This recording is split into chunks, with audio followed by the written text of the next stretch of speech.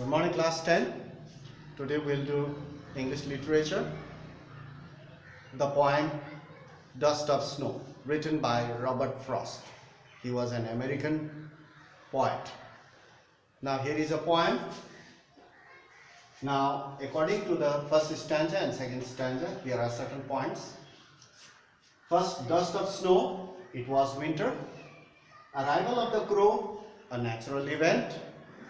Dust on the poet, who was standing there under the hemlock tree.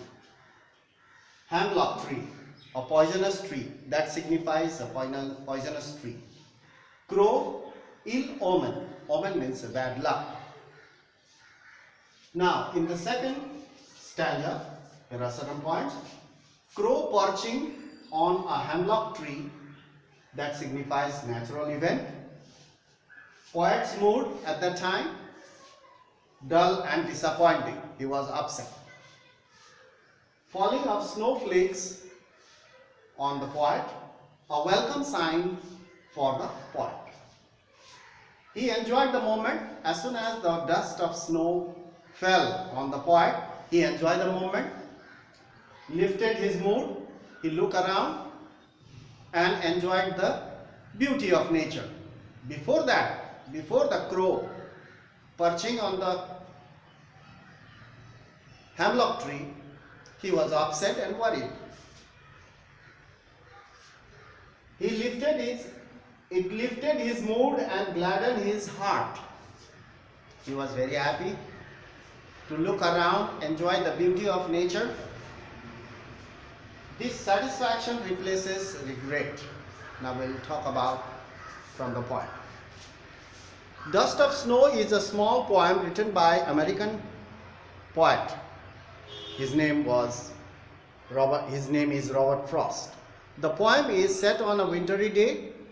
In the first stanza, the poet describes a simple natural event, the alighting of the crow and the hemlock tree. That's a natural event. The snow is falling heavily at that time. Everything was covered with snow.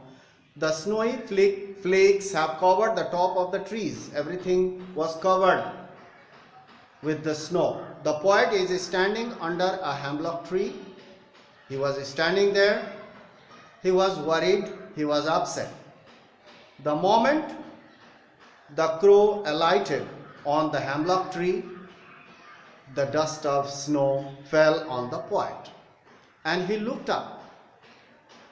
And he has forgotten all the upset, the worries he had.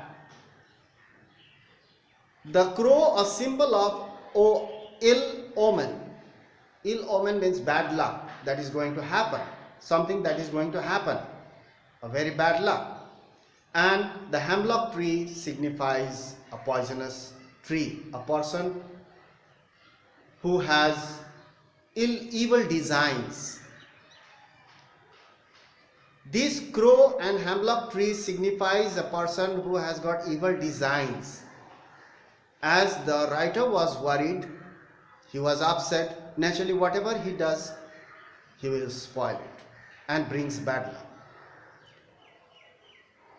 However, in the second stanza, the falling of the snowy flakes and the scene leave a tremendous effect on the mental state of the poet.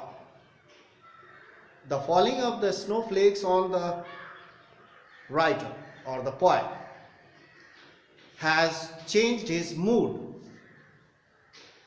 from disappointment to gladness. But this ordinary natural happening suddenly brings a desired change in his mood. He wanted to do his work well during the day, but as he was upset in the morning, he could not. So he knew that he could not do his work properly.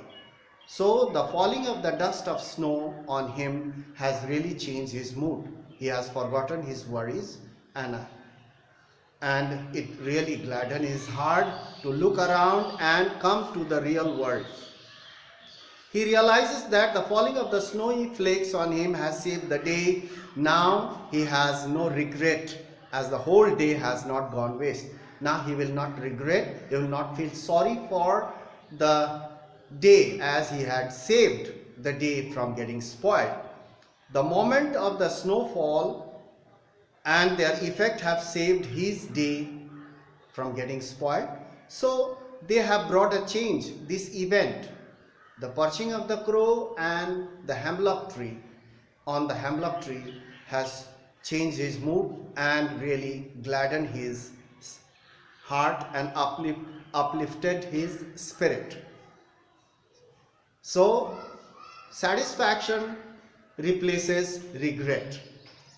You must satisfy whatever you have, whatever things you have, or whatever feelings you have. You must get satisfied, but you must save the good feelings.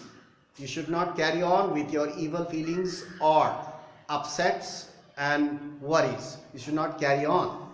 It will spoil your day, and whole day you will get upset. So that's all for today, and we'll meet in the next class. We will do fire and ice in the next class, a point, the second point. So that's all for today. Thank you for watching. Now we'll come back and meet in the next class. Thank you very much.